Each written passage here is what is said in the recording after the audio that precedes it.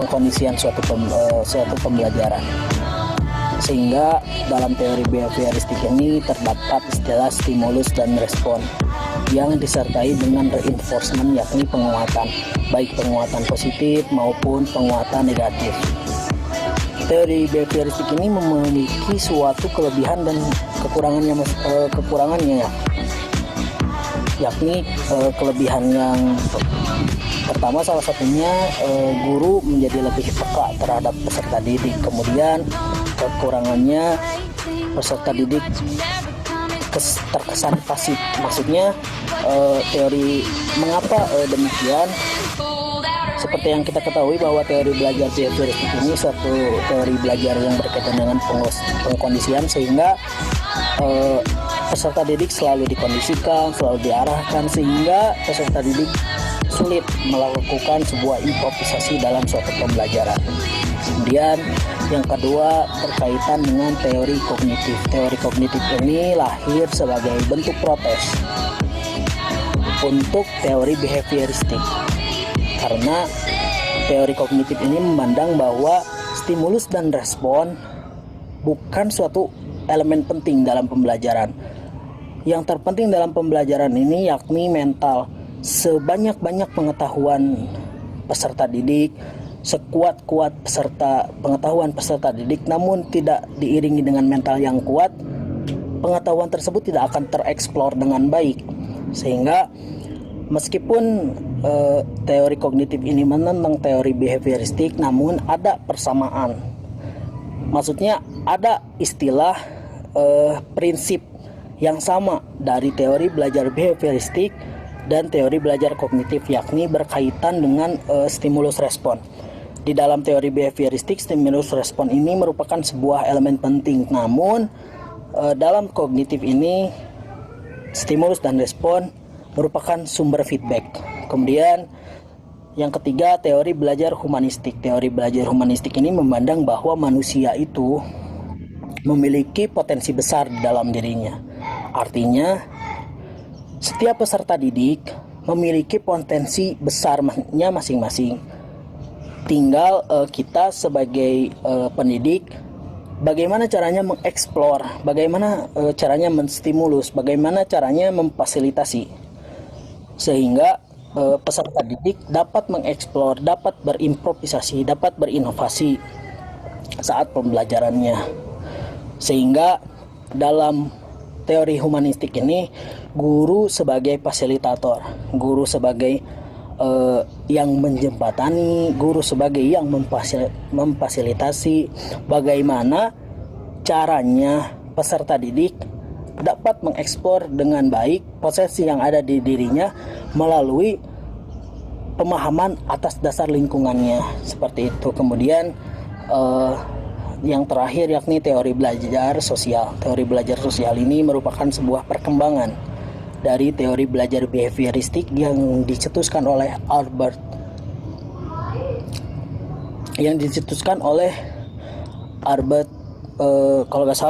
Albert Bandura.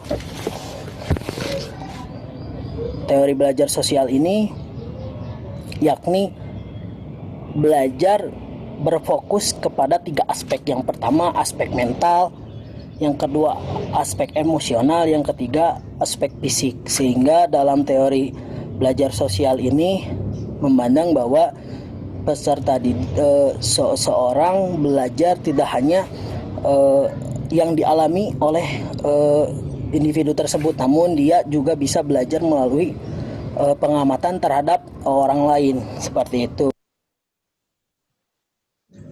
Assalamualaikum warahmatullahi wabarakatuh. Saya Ricky dengan NIM 1901473 yang akan membahas teori belajar behavioristik, di mana ada beberapa tokoh dari aliran behavioristik ini. Yang pertama ada John B. Watson. John B. Watson ini merupakan penggagas utama aliran behaviorisme di Amerika Serikat. Bermula ketika ia meneliti cara seekor tikus yang berusaha keluar dari lorong yang berbelit-belit. Gejala perilaku pada tikus tersebut kemudian diterapkan untuk menelaah gaya belajar pada manusia, sedangkan faktor yang dianggap subjektif diabaikan. Akhirnya, Watson mengajukan konsep tentang belajar tersebut berdasarkan kepada perilaku yang dapat diukur, diamati, dan diuji secara objektif. Teori belajar behaviorisme Watson ini pada akhirnya berkembang sehingga timbul aliran-aliran baru seperti teori belajarnya Thorndike, teori conditioningnya Pavlov, teori continuous conditioningnya Guthrie, dan teori operant conditioningnya Skinner. Pada dasarnya, teori-teori belajar tersebut bertitik tolak pada hal yang sama, yaitu mekanisme terbentuknya stimulus dan respon. Aliran behaviorisme yang digagas Watson punya pengaruh besar terhadap bidang pendidikan dan pembelajaran. Watson menekankan pada pendidikan dalam perkembangan tingkah laku. Ia mempercayai bahwa seseorang dapat dikondisikan dengan cara-cara tertentu sehingga memiliki sifat-sifat tertentu pula sebagai hasil dari pengkondisiannya. Watson lebih memperhatikan perilaku daripada kesadaran jiwa. Hal ini disebabkan karena kesadaran bersifat subjektif, sedangkan perilaku lebih objektif, empirik, dan karenanya dianggap memenuhi kaidah ilmiah. Bagi Watson, manusia tidak memiliki segala sesuatu yang bersifat kejiwaan seperti bakat yang dibawa manusia sejak lahir, yakni raga dan refleks. Refleks inilah yang kemudian dianggap sebagai perilaku manusia. Menurut teori belajar behaviorisme, tingkah laku manusia dikendalikan oleh ganjaran atau hadiah dan penguatan atau reinforcement dari lingkungan. Guru yang menganut pandangan ini berpendapat bahwa tingkah laku siswa merupakan reaksi terhadap lingkungan dan tingkah laku hasil adalah hasil belajar. Faktor lain yang dianggap penting oleh teori ini adalah soal penguatan. Bila penguatan ditambah, respon akan bertambah. Sebaliknya, jika penguatan berkurang, maka respon pun akan berkurang. Menurut teori ini, dalam belajar yang paling penting adalah input berupa stimulus dan output berupa respon. Stimulus merupakan apapun yang diberikan oleh guru kepada siswa, sedangkan respon merupakan reaksi atau tanggapan siswa terhadap stimulus yang diberikan oleh guru tersebut. Yang kedua ada tokohnya yaitu Ivan Pavlov. Beliau merupakan ilmuwan asal Rusia yang mengembangkan teori ini yang kemudian dikenal dengan teori response conditioning atau Pavlov conditioning. Pavlov conditioning adalah proses yang ditemukan melalui percobaan pada seekor anjing dan air liurnya. Beliau memperhatikan seekor anjing dapat dilatih mengeluarkan air liur bukan terhadap makanannya, melainkan pada bel. Hal ini terjadi karena anjing telah menimbulkan air liur sebelum makanan diperlihatkan atau diberikan. Tetapi lonceng atau bel dibunyikan lebih dari satu kali. Dari percobaan dapat terlihat bahwa stimulus makanan berpindah pada stimulus bunyi. Yang ketiga yaitu tokoh terkenal berikutnya yaitu Thorndike yang menghasilkan teori connectionisme. Menurut Thorndike, belajar dilakukan melalui stimulus dan respon yang dapat merangsang terjadinya proses pembelajaran melalui pikiran, perasaan, atau hal lainnya yang dapat ditangkap oleh alat indera. Thorndike mengemukakan 3 prinsip belajarnya, yaitu pertama, belajar akan berhasil apabila peserta didik mempersiapkan diri untuk belajar. Dengan persiapan tersebut, peserta didik akan menghasilkan respon yang baik atau law of readiness. Yang kedua, belajar akan berhasil apabila peserta didik banyak latihan dan pengulangan atau law of exercise. Yang ketiga, belajar akan bersemangat apabila peserta didik mendapatkan hasil yang memuaskan atau law of effect. Tokoh keempat yaitu Bruce Frederick Skinner atau B.F. Skinner, dikenal sebagai tokoh behaviorist dengan model pendekatan langsung atau direct instruction, dan meyakini bahwa perilaku dikontrol melalui proses pengkondisian atau operant conditioning. Gaya mengajar guru dilakukan dengan beberapa pengantar dari guru secara searah dan dikontrol guru melalui pengulangan dan latihan. Menurut Skinner, manajemen kelas adalah usaha untuk memodifikasi perilaku atau behavior modification, antara lain dengan penguatan, yaitu memberi penghargaan pada perilaku yang diinginkan dan tidak memberi imbalan pada perilaku yang tidak tepat. Pengkondisian operan merupakan perilaku operan, penguatan positif atau negatif yang mengakibatkan perilaku tersebut berulang kembali atau menghasilkan sesuai keinginan. Skinner berpendapat bahwa unsur terpenting dalam belajar adalah penguatan atau reinforcement. Pengetahuan yang terbentuk melalui ikatan stimulus respon akan semakin kuat bila diberi penguatan. Skinner membagi penguatan ini jadi dua, yaitu penguatan positif dan penguatan negatif. Penguatan positif sebagai stimulus dapat meningkatkan terjadinya pengulangan tingkah laku itu, sedangkan penguatan negatif dapat mengakibatkan perilaku berkurang atau menghilang. Bentuk-bentuk penguatan positif dapat berupa hadiah, seperti pemberian permen, kado, uang, makanan, dan lain-lain. Sedangkan bentuk penguatan negatif antara lain menunda atau tidak memberi penghargaan, seperti memberikan tugas tambahan dan menunjukkan perilaku tidak senang. Skinner menganggap hadiah dan penguatan merupakan faktor penting dalam belajar. Dia berpendapat bahwa tujuan psikologi adalah memprediksi dan mengontrol tingkah laku. Pada teori ini, guru memberikan penghargaan hadiah atau nilai tinggi, sehingga anak menjadi lebih rajin.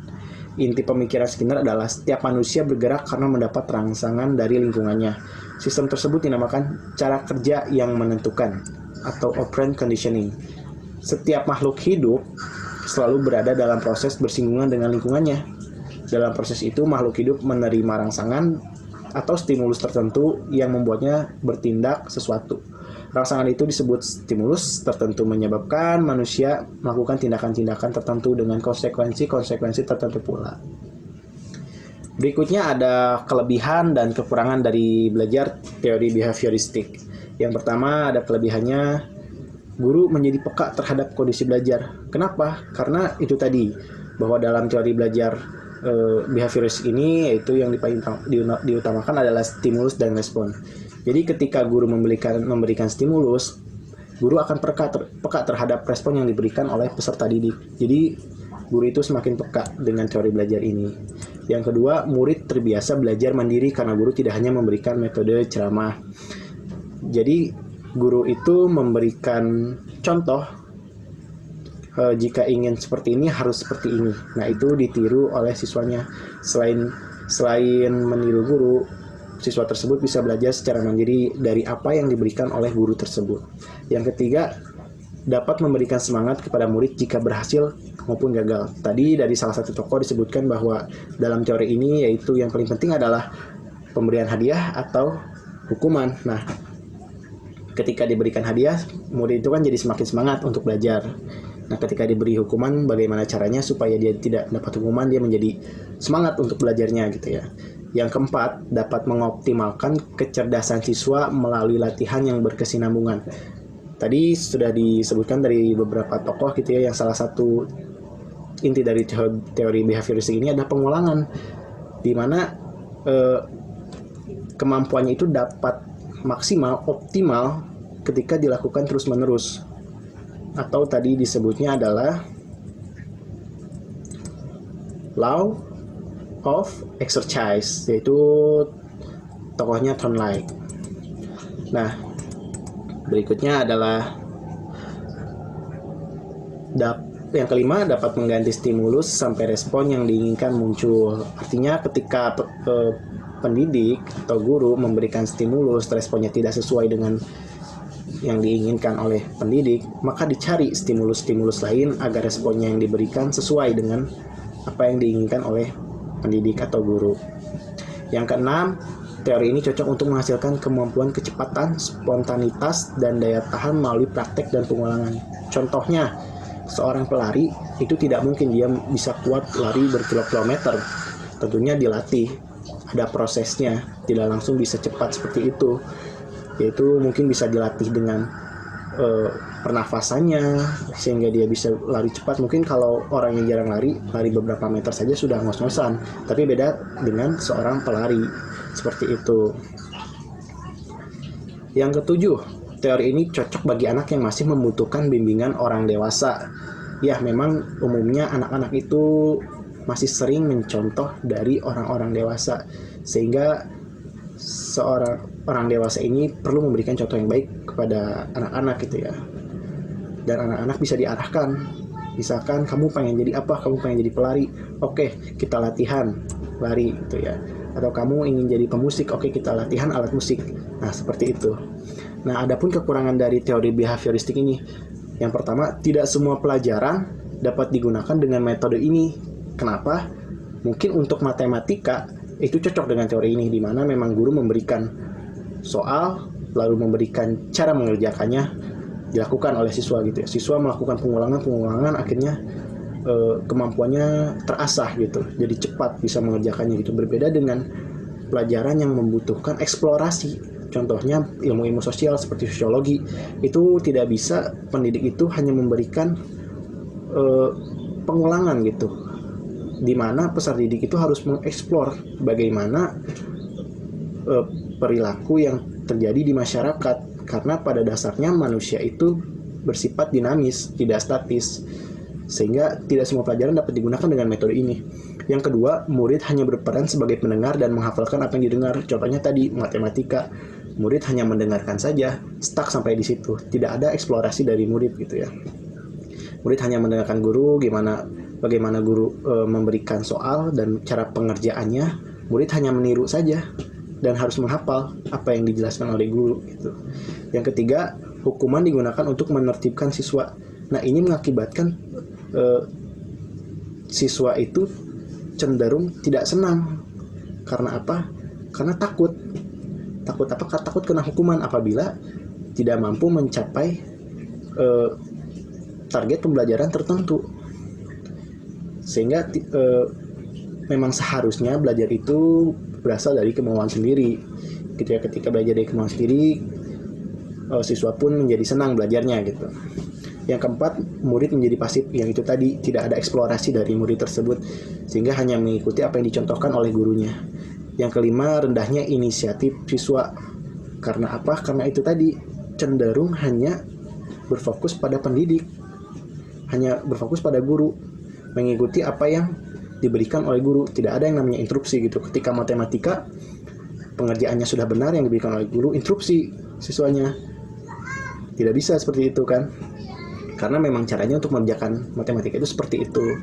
Mungkin ada cara-cara lain, tapi hasilnya cenderung sama gitu untuk matematika contohnya. Nah, yang keenam, belajar hanya berorientasi pada hasil yang bisa diukur saja. Contohnya kita belajar matematika, terus kita mengikuti ujian. Nah, nilai kita tuh umumnya gitu ya, diukurnya hanya dari ujian itu saja. Matematika ujian dapat 10, oke, itu nilai kamu berarti 10. Nah, itu seperti itu. Atau mungkin lari gitu ya. Lari misalkan dalam 1 menit bisa mampu mencapai berapa meter gitu ya. Dalam 1 jam bisa mencapai berapa kilometer. Nah, itu hanya bisa diukur aja. Hasil belajar berbeda ketika belajar ilmu-ilmu sosial gitu kan ya. Ketika kita mengamati lingkungan sosial, lingkungan masyarakat, bagaimana perubahannya gitu ya. Terus bagaimana kita bisa hadir di dalam masyarakat tersebut, itu kan tidak bisa diukur dengan hitungan gitu ya. Itu diukurnya dengan dirinya sendiri gitu. Yang ketujuh, pembelajaran cenderung tidak menyenangkan bagi siswa yang tadi itu. Karena hukuman digunakan untuk menertibkan siswa, cenderung siswa menjadi tidak senang. Karena apa? Takut kalau tidak mencapai target akan kena hukuman. Seperti itu. Mungkin sekian dari saya mengenai teori belajar behavioristik ini. Selanjutnya akan dijelaskan pula beberapa teori belajar lainnya. Baik, saya Salsa Bilarahmi Firdayati dengan NIM 1909609. Saya di sini akan melanjutkan materi mengenai teori belajar kognitivisme. Teori belajar kognitif menekankan pada bagaimana informasi diproses dan diolah. Maka teori belajar kognitif memusatkan perhatian pada cara manusia merasakan, mengolah, menyimpan, dan merespon informasi. Nah, teori belajar kognitif sama dengan teori belajar behavior. Teori belajar kognitif bersifat alamiah. Teori-teorinya dapat diuji dan ditunjang dengan penelitian yang solid. Berikutnya, menurut teori belajar kognitif, belajar merupakan suatu proses mental yang aktif untuk mencapai, mengingat, dan menggunakan pengetahuan. Untuk itu, perilaku yang tampak pada manusia tidak dapat diukur dan diamati tanpa melibatkan proses mental seperti motivasi, kesengajaan, keyakinan, dan sebagainya. Sekian dari saya. Selanjutnya Baik, di sini saya Mustafa dengan NIM 1904363 akan menjelaskan mengenai teori belajar humanistik. Nah, dalam teori belajar humanistik ini, pendidikan berfokus pada potensi manusia untuk mencari, memahami, mendapatkan, serta mengembangkan kemampuan yang mereka punya dan mengembangkan kemampuan tersebut untuk menjalankan kehidupan yang akan mereka jalankan nantinya. Kemudian dalam teori belajar humanistik ini, belajar dianggap berhasil jika peserta didik memahami lingkungannya serta dirinya. Peserta didik dalam proses belajarnya harus berusaha agar lambat laun ia mampu mencapai aktualisasi diri yang sebaik-baiknya, yang nantinya dapat menunjang kehidupan di masa yang akan mendatang. Kemudian tujuan utama dari teori belajar humanistik ini adalah membantu peserta didik untuk mengembangkan dirinya, yaitu membantu masing-masing individu untuk mengenal diri mereka sendiri, kemudian manusia yang unik, dan membantu dalam mewujudkan potensi-potensi yang dalam dirinya punya, karena akan mendukung, akan membantu proses kehidupan mereka di masa yang akan datang. Sehingga dalam teori belajar humanistik ini lebih menekankan kepada pemahaman kemampuan yang ada di dalam. Baik, kemudian di sini saya akan menjelaskan humanistik menurut ahli. Yang pertama ada Arthur Combs. Nah, menurut Combs sendiri, proses pembelajaran itu terjadi apabila dalam proses pembelajaran itu memiliki arti bagi diri pribadi. Kemudian hal terpenting dalam proses pembelajaran adalah bagaimana seorang pendidik mampu membawa peserta didiknya untuk memperoleh arti dari mata pelajaran yang telah disampaikan oleh pendidik. Kemudian mampu menghubungkannya dalam pengimplementasiannya di kehidupan yang akan dijalankan. Nah, dari sini dapat kita lihat bahwa seorang pendidik tidak hanya harus cakap dalam menjelaskan mata pelajaran, tapi seorang pendidik pun harus dapat memberikan contoh, harus dapat mengimplementasikan dalam kehidupannya, sehingga nanti pun peserta didiknya dapat memahami dan dapat mengimplementasikan dalam kehidupannya. Kemudian yang kedua ada menurut Maslow. Nah, Maslow ini berpendapat bahwa masing-masing orang mempunyai berbagai perasaan takut. Rasa takut untuk berusaha atau berkembang, kemudian rasa takut untuk mengambil kesempatan, rasa takut dari segala mara bahaya terhadap apa yang kita miliki saat ini, dan sebagainya. Tetapi di sisi lain, seseorang pun pasti memiliki dorongan untuk menjadi lebih maju, dorongan untuk menjadi pribadi yang lebih baik, menjadi pribadi yang unik, dan dorongan ke arah berfungsinya semua kemampuan, dorongan ke arah rasa percaya diri dari diri mereka sendiri, yang nantinya mereka dapat menghadapi segala permasalahan dalam kehidupan, dan pada saat itu juga mereka akan belajar dari rasa takut yang mereka miliki dan dari dorongan-dorongan yang mereka dapatkan serta mereka miliki untuk menerima diri sendiri, atau ya seperti itu. Kemudian yang ketiga ada Carl. Nah, menurut Carl Rogers sendiri, teori pembelajaran humanistik ini cocok pada materi-materi yang bersifat pada perubahan perilaku, perubahan hati nurani, perubahan sikap, dan analisis terhadap fenomena sosial. Karena seperti yang kita tahu bahwa humanistik ini berhubungan selain dengan diri sendiri, tapi berhubungan dengan lingkungan sekitar, karena lingkungan sekitar sangat berpengaruh bagi diri kita sendiri.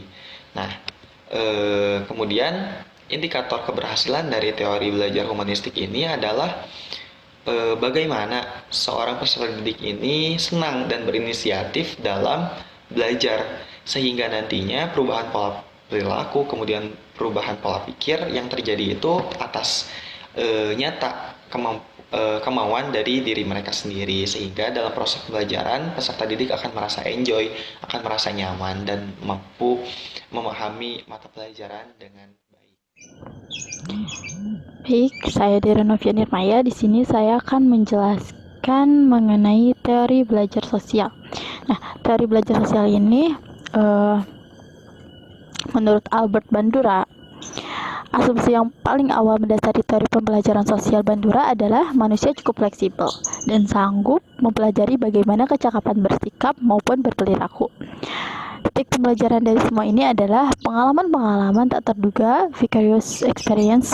Meskipun manusia dapat dan sudah banyak belajar dari pengalaman langsung, namun lebih banyak yang mereka pelajari dari aktivitas mengamati perilaku orang lain. Selanjutnya ada teori belajar sosial. Nah, teori belajar sosial Albert Bandura memaknai bahwa peserta didik memiliki sifat ada 4 sifat di sini. Yang pertama, intensionalitas. Apa sih intensionalitas itu? Nah, peserta didik adalah perencana yang bukan hanya sekedar ingin memprediksi masa depan, tapi juga intens membangun komitmen proaktif dalam mewujudkan setiap rencana. Lalu selanjutnya, memprediksi. Peserta didik memiliki kemampuan mengantisipasi hasil tindakan dan memilih perilaku mana yang dapat memberi keberhasilan dan perilaku yang mana untuk menghindari sebuah kegagalan. Selanjutnya ada yang ketiga, yaitu reaksi diri. Peserta didik lebih daripada sekedar berencana dan merenungkan perilaku ke depan, karena manusia juga sanggup memberikan reaksi diri dalam proses motivasi dan meregulasi diri terhadap setiap tindakan yang dilakukan. Keempat, refleksi diri. Peserta didik adalah makhluk yang dilengkapi dengan kemampuan merefleksi diri. Kemampuan manusia merefleksi diri membentuk kepercayaan diri dari manusia bahwa manusia sanggup melakukan tindakan-tindakan yang akan menghasilkan efek yang ia inginkan. Oke, next selanjutnya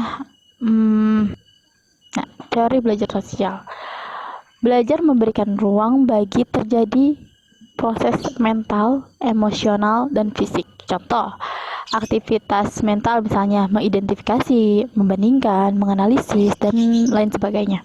Sedangkan yang termasuk aktivitas emosional misalnya semangat, sikap positif terhadap belajar, motivasi diri, contoh, dan keriangan.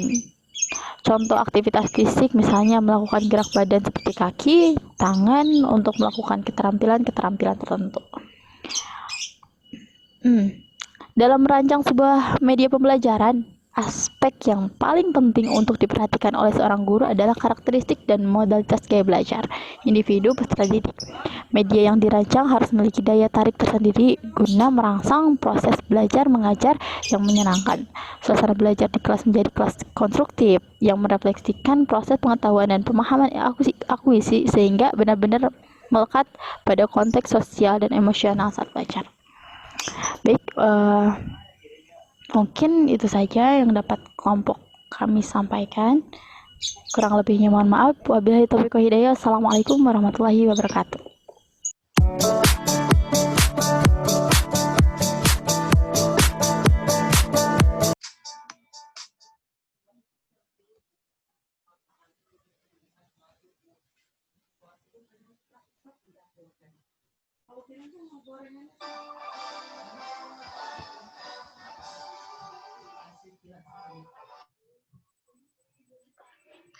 Baik, terima kasih kelompok 5 yang sudah menjelaskan mengenai teori belajar behavioristik, kognitif, dan juga sosial Bandura ya.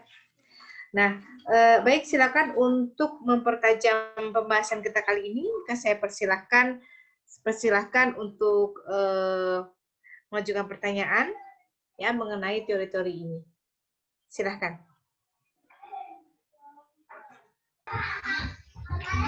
Kelompok berapa? Kelompok 678 jadi ya? Ya, yang bertanya. Iya, Bu. 678. Ayo guys, nanya guys. Boleh yang mau bertanya, raise hand atau enggak di chat aja. Di kolom chat. Mau di chat boleh, mau langsung juga boleh.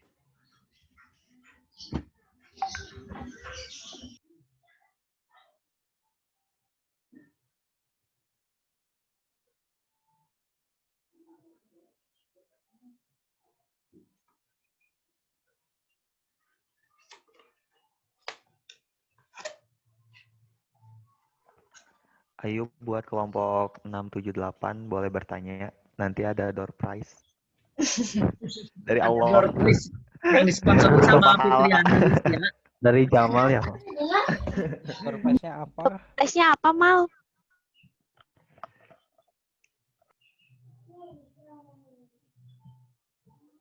Oh, door prize-nya jawaban dari pertanyaannya ya. Ya, terus juga ada nilai dari ibu nanti door prize-nya. Betul. Ya, saya kalau sambil menunggu yang Ya, ada bertanya, bonus dari- saya ada sedikit tambahan. Kalau ada yang bertanya, silahkan diinterupsi saja ya. Jadi begini, bagaimana penerapan teori pembelajaran itu pada pembelajaran kita sehari-hari.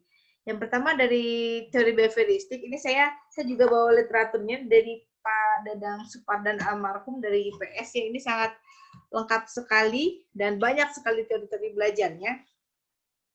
Itu kalau teori behavioristik Pavlov, itu penerapan dalam pembelajarannya itu, yang pertama adalah kalau kita sedang mengajar, seperti kita bikin video ya, harus lebih bagus kalau kita menambah dengan musik. Itu yang pertama ya.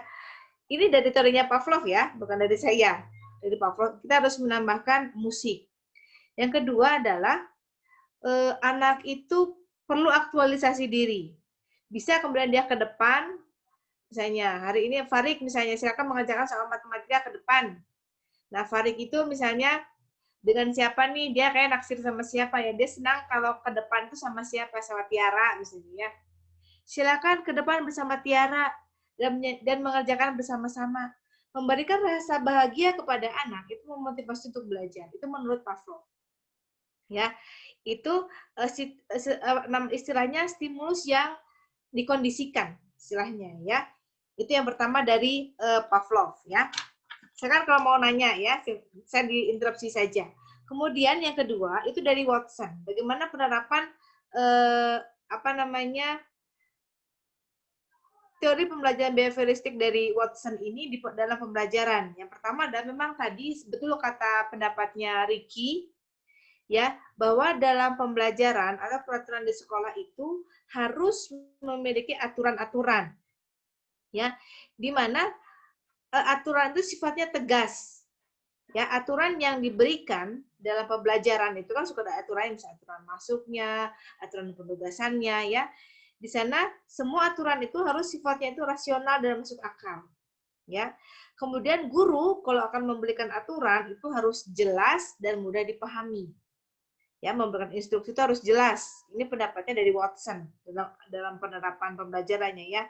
Nah, ketiga, aturan dan prosedurnya itu harus konsisten. Jadi yang pertama harus rasional, dua mudah dipahami, harus konsisten, dan aturan belajar dalam kelas itu harus sesuai dengan aturan di sekolah. Jadi ketika kita sedang belajar, menurut Watson perlu ada aturan-aturan ya agar bisa mengkondisikan peserta didik ketika sedang belajar. Nah, kalau dari Skinner ya saya bisa buka-buka buku nih ya, karena banyak sekali. Dari ini dulu dari teori belajar Guthrie ya, yaitu kontinuitas. Ini mengatakan bahwa kalau kita mau memberikan pembelajaran, kita harus menyampaikan dulu tujuannya.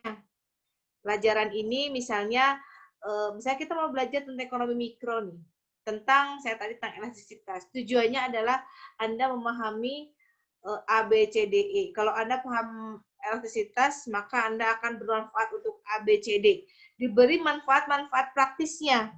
Ya, maka setiap guru yang akan mengajar, kita mau bikin slide mengajar, kita harus cantumkan dulu perumusan tujuannya.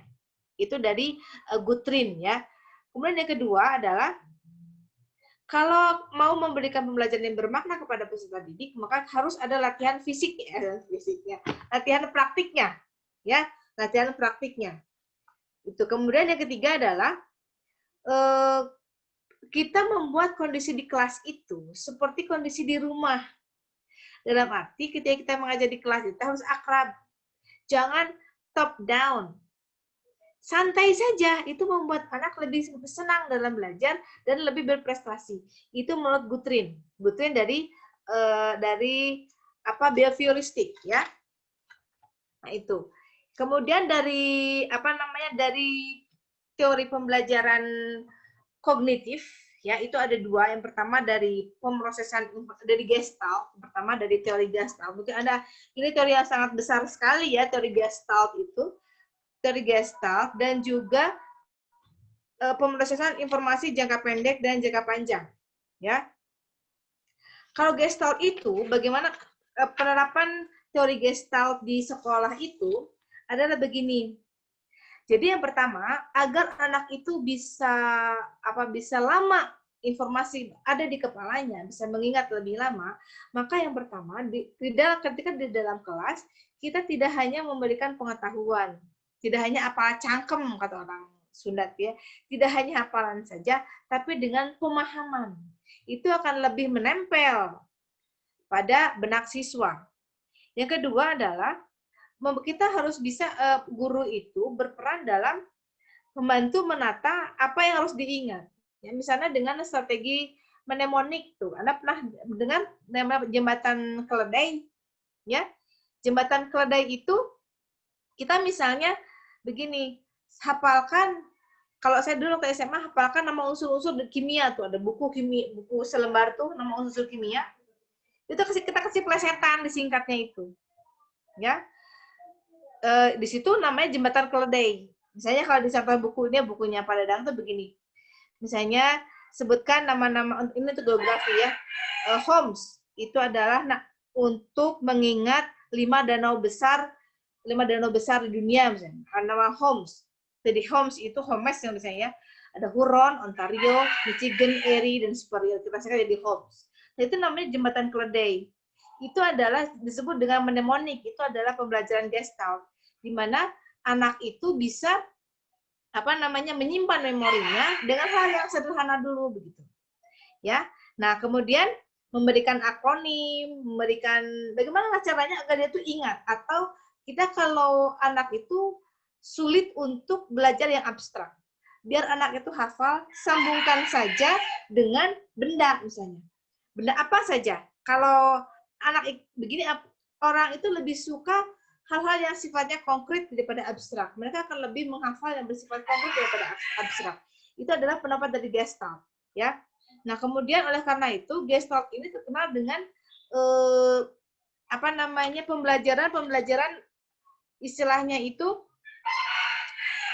pembelajaran secara visual. Ya, visual itu akan memudahkan mereka mengolah informasi pada jangka panjang. Kita tahu ada yang disebut dengan nama long memory, ada namanya memori jangka panjang dan juga memori jangka pendek. Nah, kemudian kalau seterusnya adalah yang ada medan kognitif, ya, medan kognitif itu. Dalam penerapannya di hasil belajar, ya, berdasarkan pada materi yang sifatnya kognitif dan linguistik serta emosi, dikatakan bahwa kalau kita mengajar itu harus memberikan input yang mudah dipahami. Jadi kita kalau ngajar, jangan pakai bahasa yang sulit-sulit. Pakailah bahasa-bahasa lisan yang sangat sederhana, menyederhanakan, sehingga mereka itu mudah untuk memahami. Itu medan kognitif. Kemudian dikondisikan, kondisinya itu adalah seperti di rumah, itu sama juga kognitif ya. Ini dari pendapatnya. Ini dari pendapatnya Gardner. Ya, Gardner ya. Nah, kemudian ini mesti pemrosesan informasi ya. Nah, kemudian begini ya. Sebenarnya anak itu misalnya di rumahnya pakai bahasa Sunda atau bahasa daerah lainnya. Jangan khawatir anak tidak bisa menguasai bahasa. Anak itu akan lebih pandai menguasai bahasa dengan pembiasaan. Ya, kita misalnya cara orang bersopan santun itu silakan dia harus diajarkan karena anak itu pasti bisa belajar seperti itu. Ya, nah kemudian teori belajar lainnya itu adalah teori penyimpanan informasi jangka panjang. Itu seperti tadi ya, kalau jangka panjang itu mengingat pada pemahaman, ini sudah ya tadi ya. Nah, kemudian dari humanis saya pikir sudah cukup. Silakan barangkali ada yang mau ditanyakan, enggak, karena penjelasan itu sangat banyak sekali, karena teorinya juga nggak tahu berapa puluh itu teori pembelajarannya. Enggak. Silahkan, barangkali sudah ada yang bertanya di room chat, ada?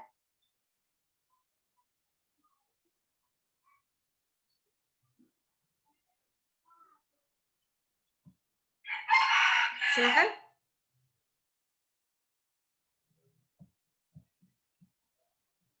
Halo? Vero tadi katanya mau bertanya Ibu, tapi Siap. Vero? tidak bisa on mic. Oh ya, Iya. silahkan. Boleh ditulis di ini. Boleh dituliskan di chat. Ada kosidahan katanya.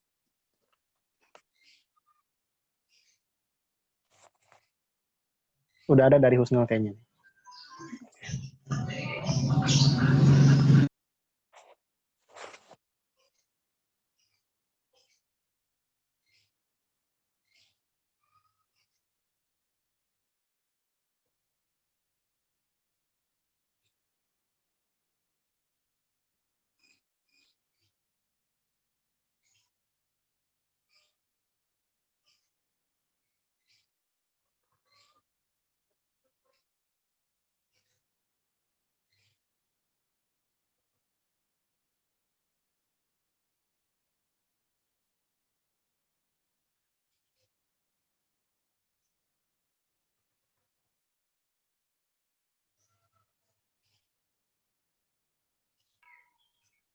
Silakan kelompok 5 di moderasi.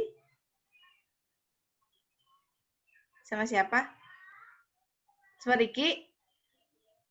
Oke. Silahkan. Ya, baik. Tadi udah mulai ada pertanyaan dari Husnul di kolom chat mengenai teori behavioristik.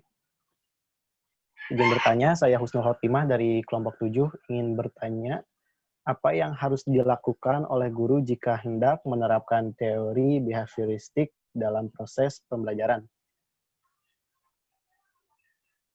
Dari teman-teman dari teman-teman kelompok 5 ada yang mau menjawab?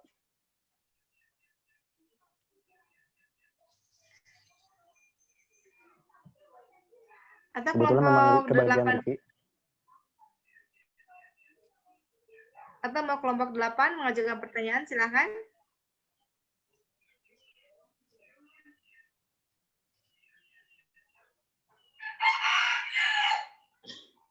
Sudah ada pertanyaan dari Vero ya? Atau mungkin sebelum kelompok 5 menjawab, ada dari teman-teman yang lain yang ingin menanggapi, menjawab pertanyaan atau menanggapi ya pertanyaan dari Husnul atau dari Vero.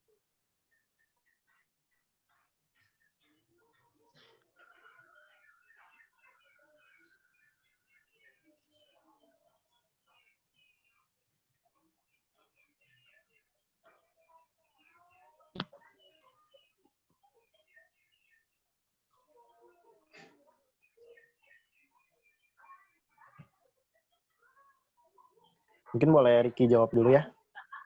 Kebetulan tadi teori behavioristik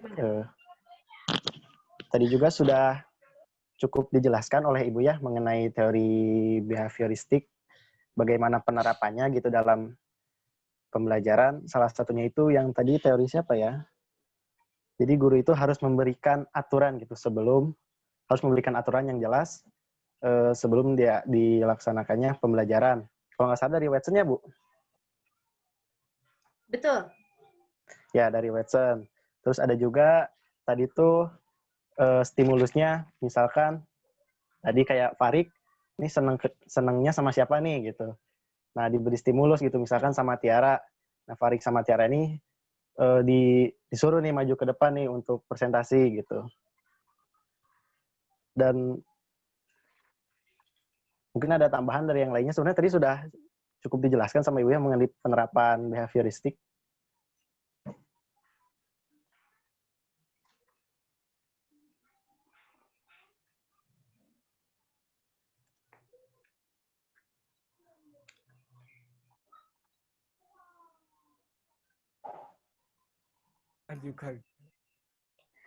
Oh iya, tambahan ya dari behavioristik. Memang behavioristik ini peran guru besar karena dia berfungsi sebagai pengkondisi.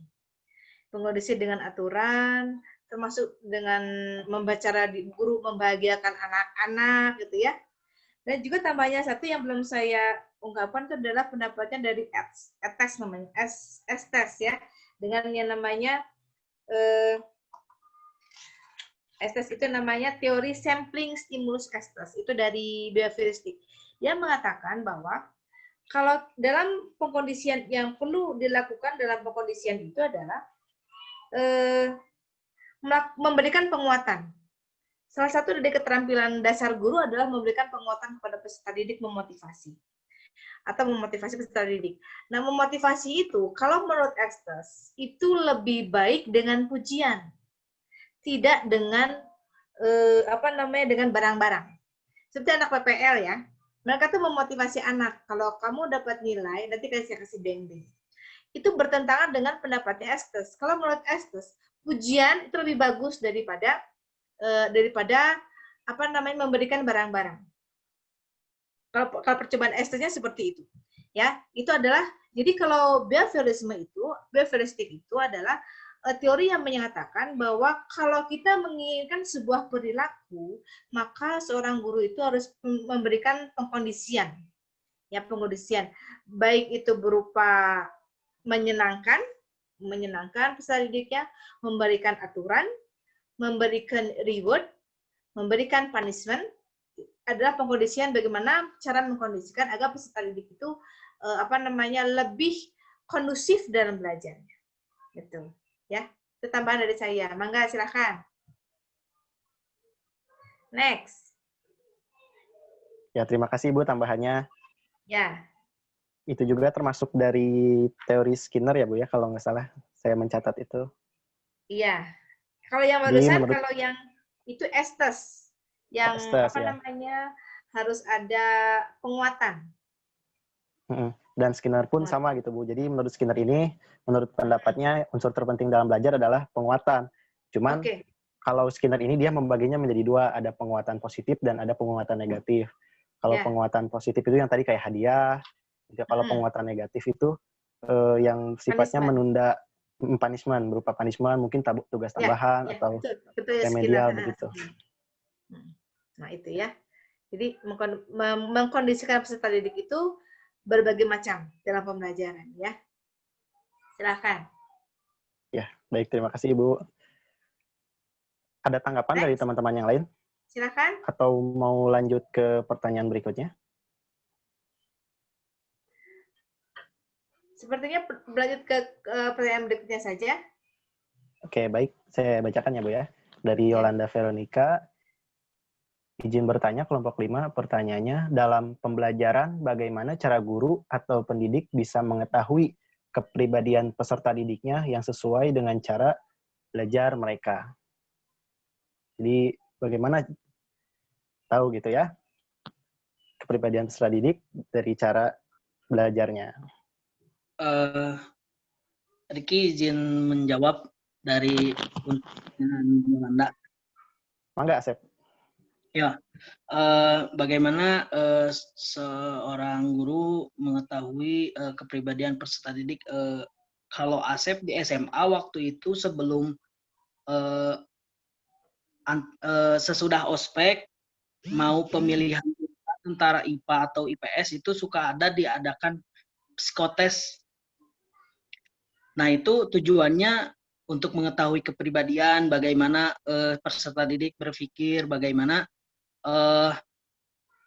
peserta didik memahami sudut pandang dirinya gitu, sehingga setelah dilakukan psikotes seorang guru dapat menentukan teori belajar apa nih yang cocok untuk diterapin ke peserta didik gitu, kayak gitu. Jadi langkah pertamanya sih dilakukan psikotes karena untuk mengetahui kepribadian peserta didik melalui proses pembelajaran secara berkala itu membutuhkan waktu yang lama, sehingga tujuannya diadakan psikotes pada awal masuk SMA itu salah satunya untuk mengetahui kepribadian sehingga dapat ditentukan teori belajar mana yang cocok, meskipun teori belajar misalkan teori belajar behavioristik itu tidak selalu siswa diterapkan gitu. Maksudnya tidak selalu pendidik menerapkan teori belajar behavioristik. Ada saatnya di mana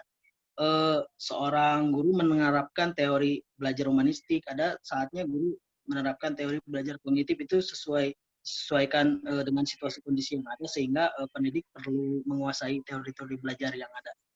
Untuk itu tes psikotes menjadi salah satu bentuk untuk mengetahui kepribadian peserta didik dalam menentukan teori belajar yang ada.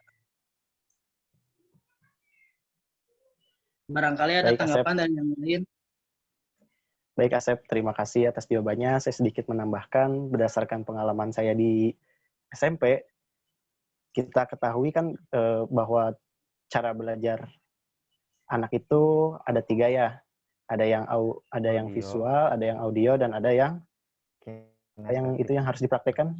Apalagi kinestetik. Nah, itu di waktu saya SMP itu ada seorang guru, dia sangat mengenal gitu bagaimana cara belajar peserta didiknya. Ketika belajar di kelas saya gitu ya, waktu SMP, beliau menerapkan gaya belajar audio. Jadi banyak cerita gitu. Sambil presentasi, sambil banyak cerita. Dia sangat mengenal karena ketika dia menjelaskan, itu fokusnya tuh tertuju kepada dia gitu. Jadi mengambil populasi di kelas itu. Jadi para siswanya itu tertuju kepada guru tersebut gitu ketika menjelaskan. Berbeda ketika ia ngajar di kelas berikutnya gitu, kelas sebelah gitu ya. Ketika di kelas sebelah, ketika dia menjelaskan dengan cerita, si murid itu cenderung memperhatikan buku gitu, tidak memperhatikan beliau gitu. Nah, diubahlah cara belajarnya gitu ya.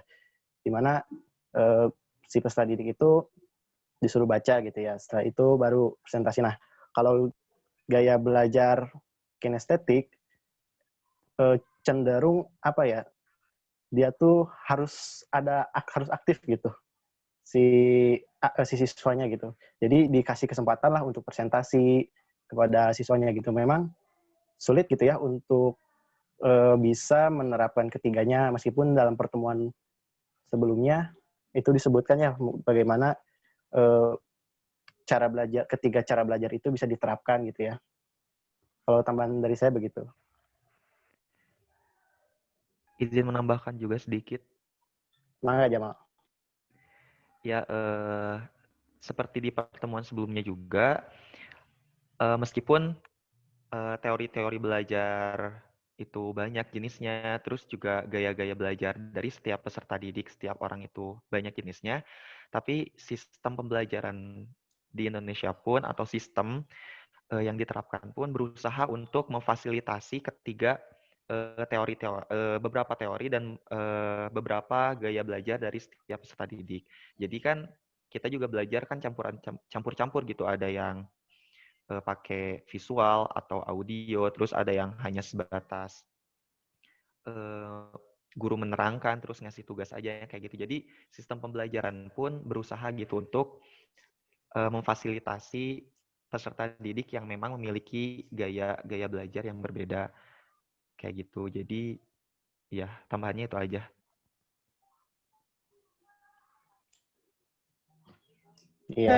Ricky boleh izin menambahkan juga ya? Silakan. Kalau misalkan dari kepribadian emang ya, kalau dari kepribadian memang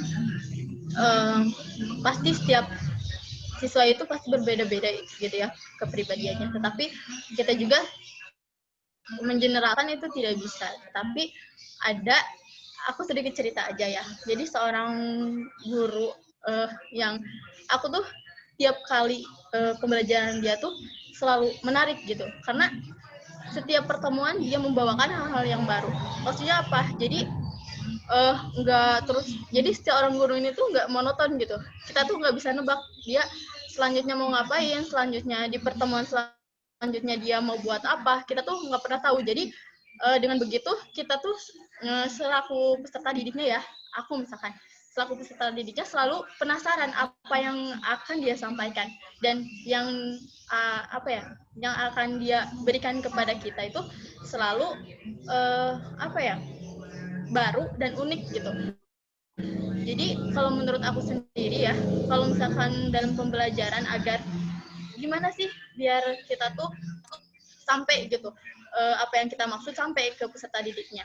Nah, caranya dengan itu, jangan monoton, terus juga untuk kepribadian karena emang nggak bisa digeneralkan gitu ya, nggak bisa disamain gitu kan, setiap siswanya, terus juga mood setiap siswa dalam belajar pun kan pasti beda-beda gitu ya.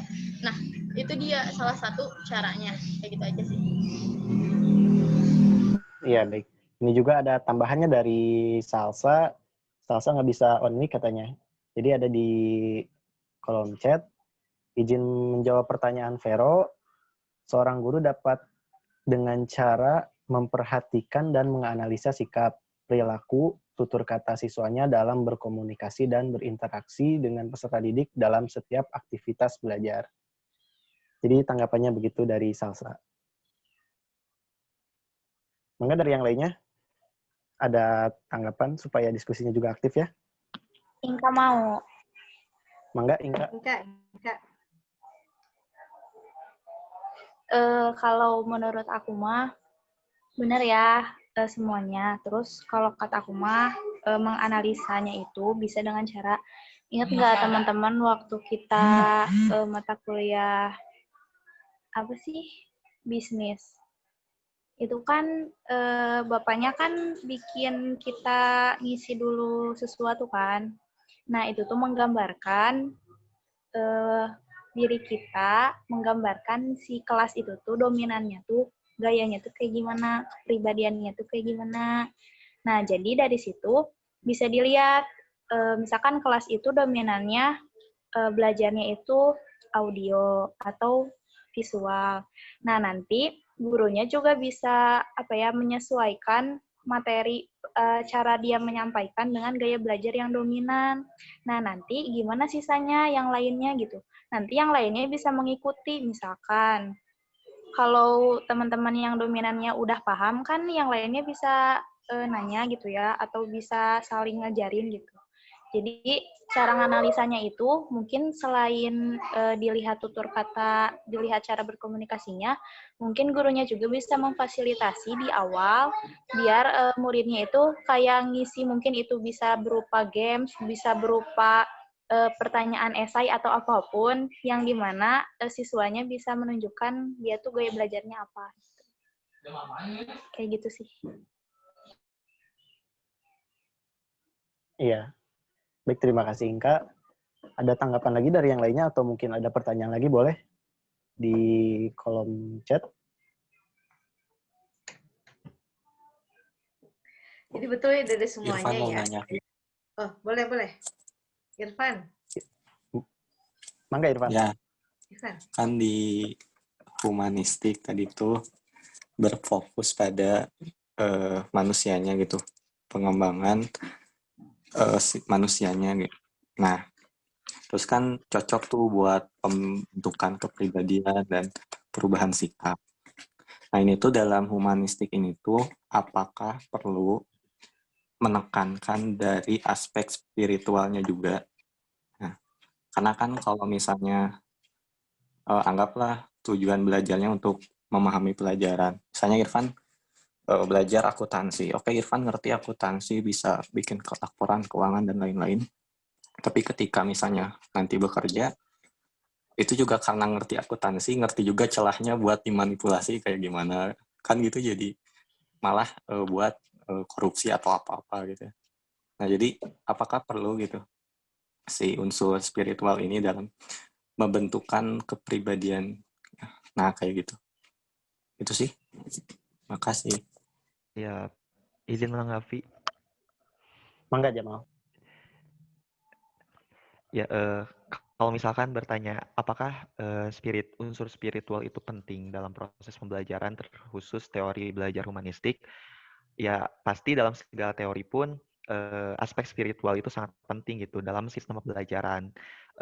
Jadi sistem spiritual, unsur spiritual itu tuh dapat membentengi kita dari hal-hal yang mengakibatkan sesuatu yang buruk gitu dalam pribadi kita atau kehidupan kita.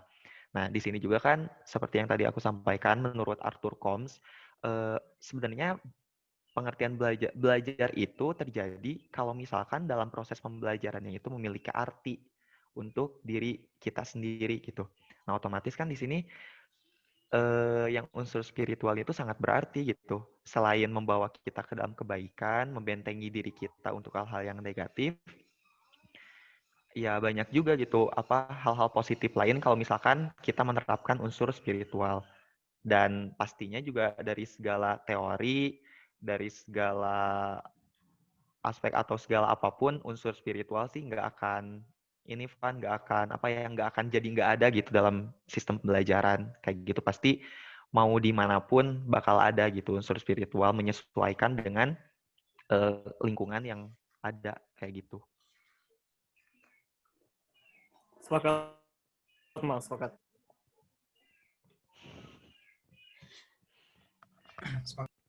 Ya, baik. Bagaimana Saudara Irfan, sudah terjawab?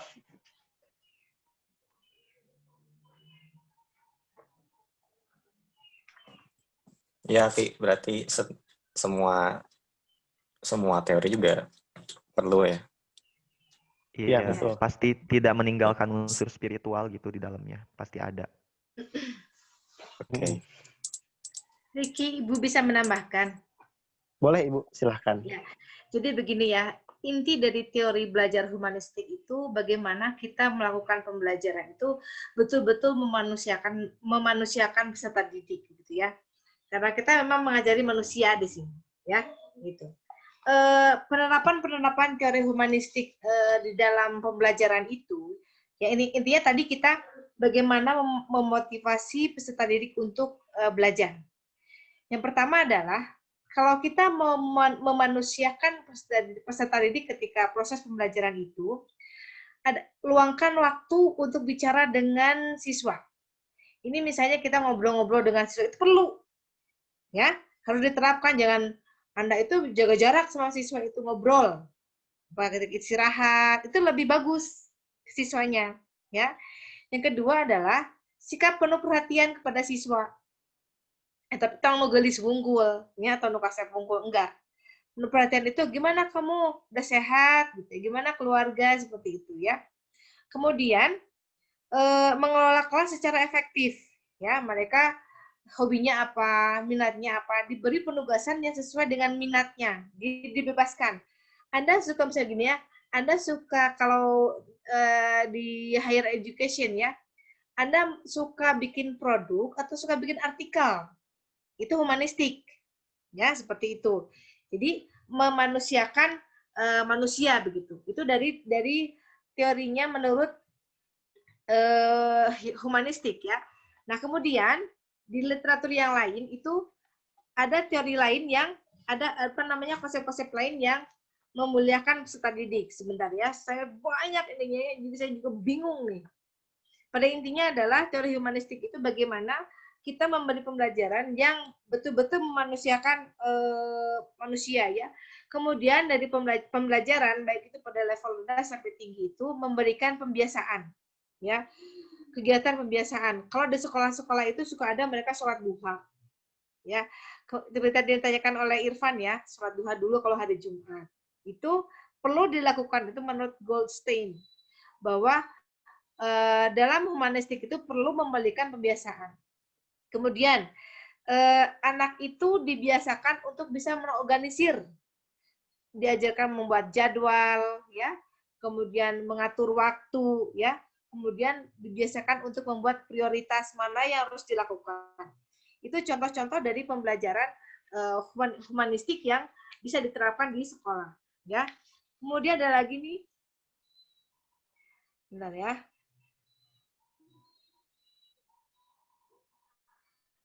Cek yang lainnya itu ini. Nah, kemudian kita harus respect terhadap kebutuhan setiap peserta didik ya. Ini teori humanistik ini juga melibatkan teori-teori motivasi mulai dari Maslow ya. Bagaimana membuat pembiasaan agar anak itu bisa mandiri. Kita berfungsi sebagai memberikan stimulus agar anak mau baca. Itu humanistik. Ya. Nah, kemudian memberikan bagaimana siswa itu bisa percaya diri dalam membuat pekerjaan. Kebiasaan tidak menyontek, itu adalah teori humanistik. Jadi teori-teori belajar itu semuanya dipakai. Teori belajar itu tidak terpisah-pisah ya, semuanya itu terpakai.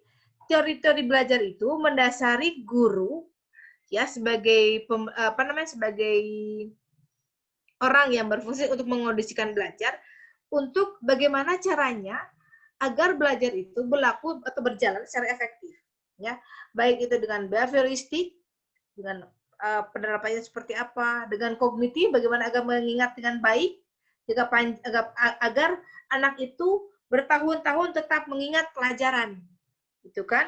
Kemudian bagaimana guru itu betul kreatif ya, kemudian bagaimana guru itu bisa seperti tadi ya, humanis terhadap siswa, itu lebih bagus. Didasarkan juga dalam teori ini bahwa guru itu dalam teori pembelajaran sosial ya menjadi contoh bagi siswa melalui pembelajaran Bandura dari observational teori. Juga disebutkan bahwa anak itu merupakan imitator yang terbaik. Guru merupakan pemodelan bagi siswa. Siswa akan mengikuti apa yang dilakukan oleh guru, dan siswa akan mengikuti semua yang terjadi di lingkungannya. Jadi, teori-teori belajar yang kita pelajari hari ini merupakan dasar bagi kita, bagi seorang guru untuk dapat bertindak yang baik dalam proses pembelajaran. Begitu. Mangga, teruskan. Chatnya ada 9, banyak banget nih. Ya, terima kasih Ibu tambahannya. Ya. Ada yang ingin menanggapi? Atau pertanyaan lagi boleh?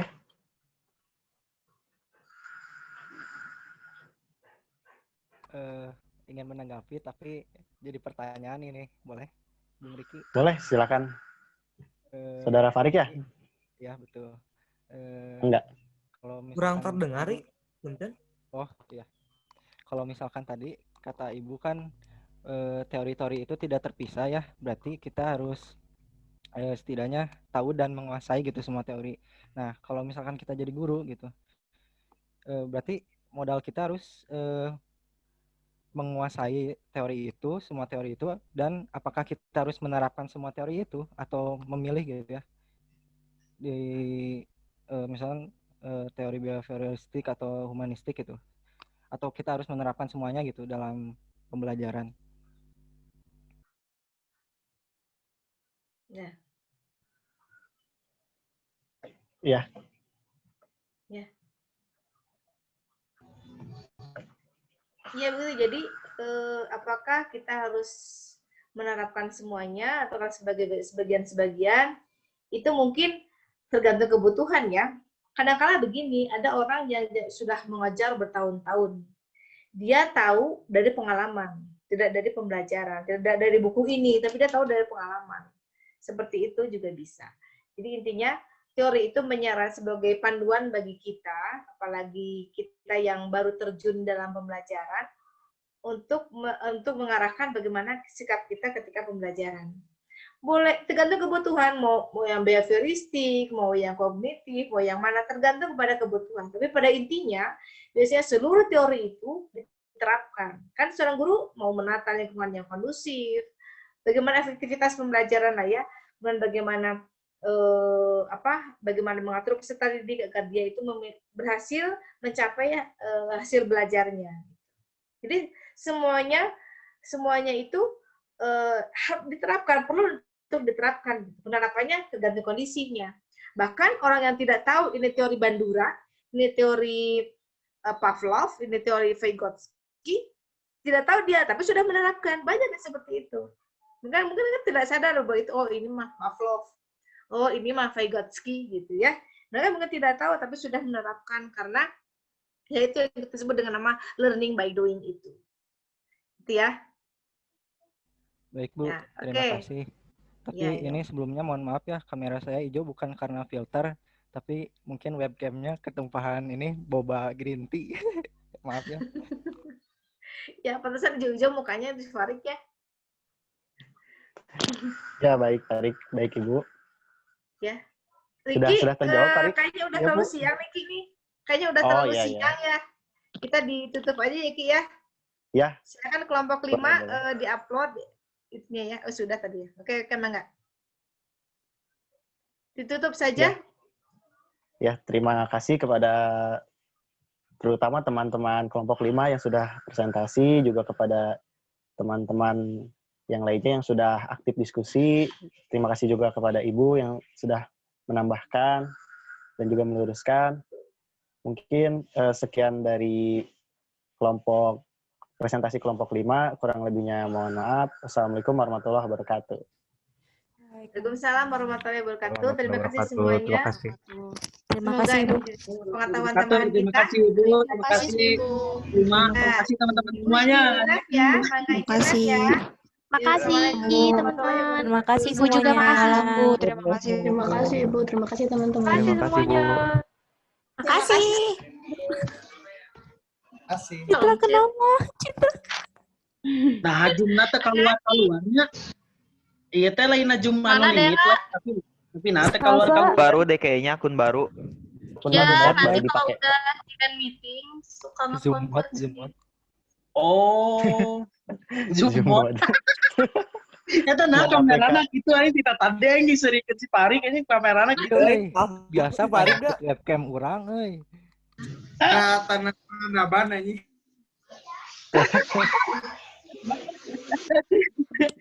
Jika anu di banjir green tea anjir.